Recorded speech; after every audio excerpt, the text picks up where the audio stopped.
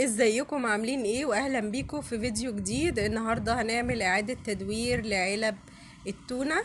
اول فكرة معانا النهارده هنجيب علبة من بتاعة التونة، وبعد كده هنجيب الخيط بتاع الخيش وهنلف على العلبة كلها بخيط الخيش. بعد كده هجيب سلك الرباط يعني هاخد المقاس كده بتاع الايدين. بعد كده بقى هلف حوالي 3 لفات كده على المقاس اللي انا خدته، بحيث ان الايد تكون ماسكه نفسها شويه بالشكل ده كده.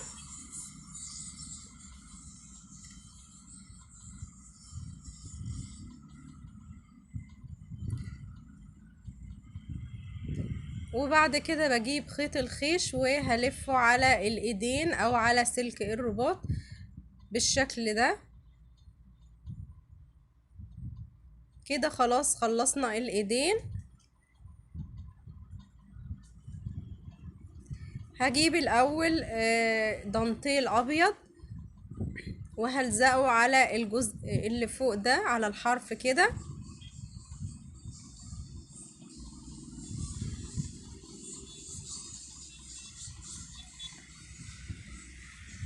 بعد كده برضو هلزق على الجزء التحتاني هو كمان بنفس الدانتيل.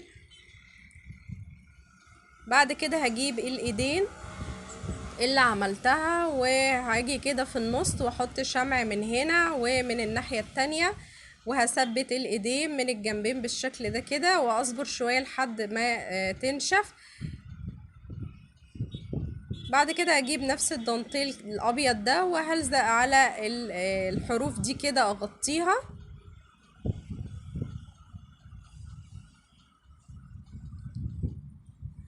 بعد كده هجيب ده شريط من الستان الابيض، هعمل منه فيونكة. هنعمل 2.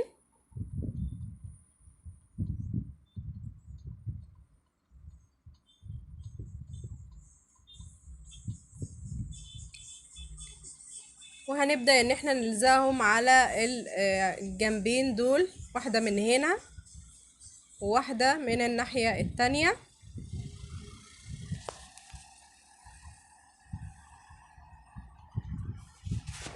بعد كده هجيب فلين ابيض وهحطه كده هنا،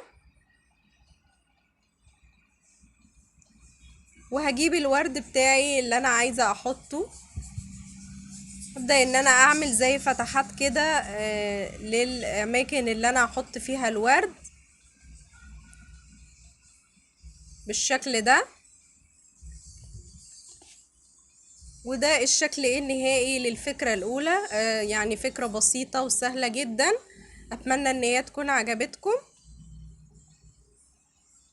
لو عجبتكم ما تنسوش اللايك والشير. نيجي للفكرة التانية. هنجيب هنا دي القواعد اللي هي بتاعة الأباجورة. أخدت واحدة منها هي وعلبة التونة ورشتهم بالسبراي الفضي، وبعد كده جبت الاستراس ده وهلزق الاستراس على علبة التونة بالشكل ده. نظبط الحرف كده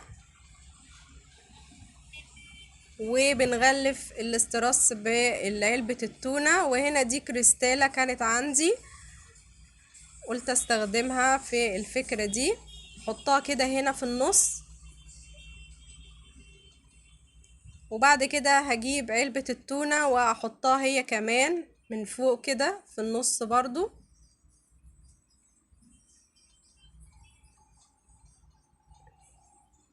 بقت بالشكل ده كده.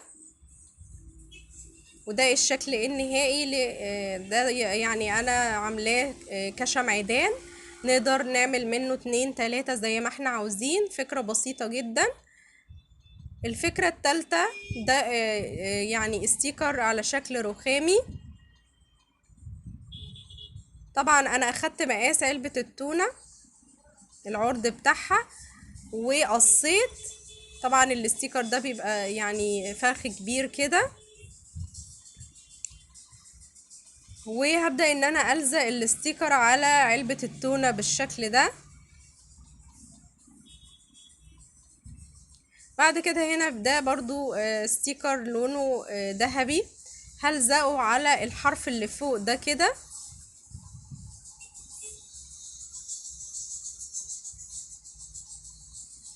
وهجيب نفس الستيكر كده بس مصغراه شوية وعملته من تحت. اما ده بقى فرع زرع، وهنا ده اللي هو حتت الحجارة اللي بنجيبها من عند بتوع الزرع، هحطها كده واحط هنا شمع واثبت فرع الزرع هنا البلاستيك. وبعد كده اجيب هنا دي حجارة تانية باللون الابيض، احطها بقى على الوش بالشكل ده كده. وبس كده خلصنا الفكرة التالتة، برضو فكرة سهلة جدا. الحلقة النهاردة كلها فكرة رقم 5، دول 3 علب من التونة. هجيب هنا ده ورق فوم، وهجيب علبة التونة وهعلم بالقلم كده، وهقص بالشكل ده. هعمل 3 وحدات على يعني مقاس ال3 علب، بحيث ان هو يبقى زي ايه سدادة كده للغطا، يمسك الغطا بتاعي عشان ما يوقعش حاجة. هنا دي كرتونة ودي قماشة مبلولة، هبل الجزء ده كله، وبعد ما ابله واسيبه ينشف كويس ابدأ ان انا اشيل الحرف اللي فوق ده كده واحدة واحدة عشان يديني التعريجات بتاعة الكرتون دي كده. بعد كده بقى بدهنه باي الوان متاحة عندي. انا هدهنته هنا بالبلاستيك الابيض اللي هو بتاع الحوائط، بديله طبعا وش واسيبه ينشف، وبعد كده برجع اديلها وش تاني عشان اللون بتاعها يبقى قوي وباين. وبعد كده يعني قصيتها على 3 بحيث ان هي تكون مقاس ال3 علب. وهجيب العلبة بتاعتي واحط عليها بقى الكرتون اللي انا عملته ده.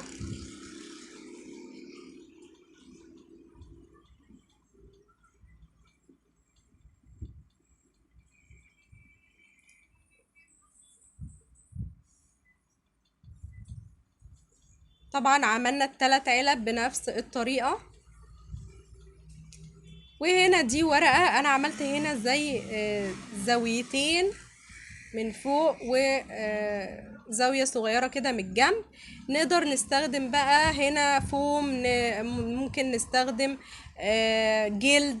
انا عن نفسي استخدمت ده كان بازل بتاع ولادي قديم، وده الظهر بتاعها ده من الخشب اللي هو الفورمايكا، خفيف فبيتقص معايا بسهولة. فانا استخدمته في الفيديو، بلته شوية علشان اعرف اخليه يعني منحني شوية عشان اعرف الزقه على علبة التونة، بحيث ان هو يتحط في المكان ده. وزي ما قلت لكم نقدر نستخدم فوم او جل او حتى كرتون زي ما احنا عاوزين. هلزقه هنا في بالشكل ده على العلبة.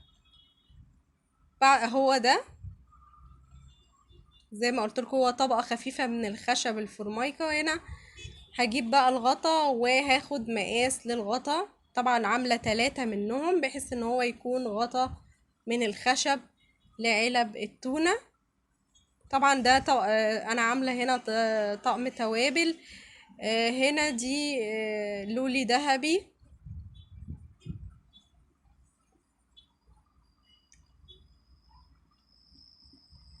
هلزقه هنا كده، احط واحدة هنا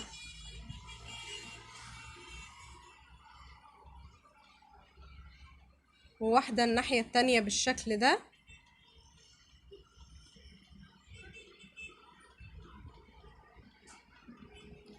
هجيب الغطا واقلبه من الناحية اللي هتكون لجوه. هحط هنا بقى اللي هو ورق الفوم اللي انا كنت عاملاه، بحيث ان انا اما اقفل كده الغطا يقفل كويس معايا وما يوقعش اللي جواه.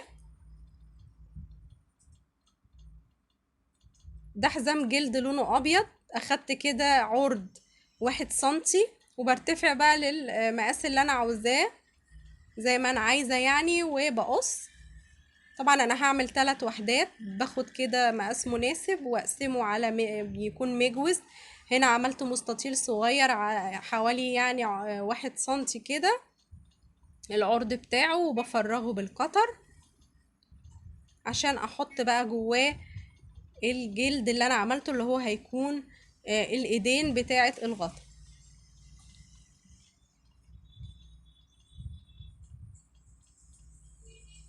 بدخل كده الجلد اللي انا الابيض ده واحطه يعني الزقه كده من الجنب ده ومن الجنب ده عشان يلزق كويس بالشكل ده. ودي كانت قرمة عندي قديمة مش بستخدمها، يعني قطعتها لنصين واخدت النص ده على مقاس طعم التوابل اللي انا عملته، بحيث ان انا ارص عليه العلب بالشكل ده كده. ودي الفكرة رقم 5. اتمنى ان هي تكون عجبتكم، واشوفكم فيديوهات تانية جديدة ان شاء الله.